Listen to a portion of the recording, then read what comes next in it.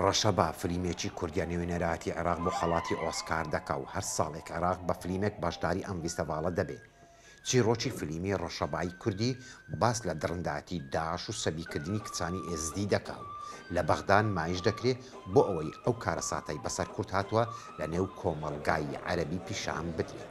هدفمان ئەو بکە لە بەغدان نمایشکەین بۆ ئەوی لە مەعاناتانەمان بگەن کە ئەو مەعاناتێک داعش خاستن بەسەر کورد و بەتایبەت بەسەر ئێزیدی دەهات پێمان خۆش بوو پێیان ڕابگەینێن وەکو مەسیزێکی دەمانێت بە دنیا بگەینێن. خۆشبەختانە ئەو فیلمەش کۆمەڵی خەڵاتی بەدەستێنا وەکو خەڵاتی دوبەی ئەفضل فیلم في العالم العربي، ئاسیا پاسیفیک، لۆس ئەنجەلوس، ئاسیا خەڵاتی یونسکۆ بەدەستێناوە. دومیش تەنها تەرشیحکردن نییە ئەو وڵاتەکە فیلمەوە دەکات.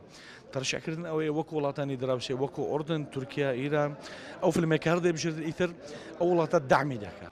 توێژەرانی سینەمایی عێراقی بەسەر سوورمانەوە باسی ئەم فیلمەیان کردو دەستخۆشیان لە هونەری کوردی کرد کە گەیشتۆتە ئەو ئاستەی کە فلیم و هونەرەکانیان لە فیستیڤالە نێودەوڵەتیەکان بەشدار ببن.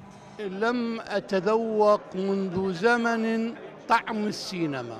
دەمێکی درێژە تامی فیلمی سینەمام نەچەشتووە ئەم شەو نەبێت ئەم فیلمە توانی کارەساتی پاش شەڕمان بۆ دەرخا وەکاری ئەم شەڕەت چییە بە ناوی خوا و ئیسلامەوەیە ئایا ئەمە ئیسلامە من پێم وایە گەرەمە ئیسلام بێت من چیتر مسلمان نیم. لەو کاتەی کە فلیمی ڕەشەبا بۆ خەڵاتی ئۆسکار هەڵبژێردرا لە هەمان کاتدا بە شێوازێک کاریگەری لەسەر دەرونی بینەران هەبوو بەشانیان زانی کە بۆ ئۆسکار هەڵبژێردرێ لە بەغداوە نزار عەبدوڵڵا دەنجی ئەمریکا.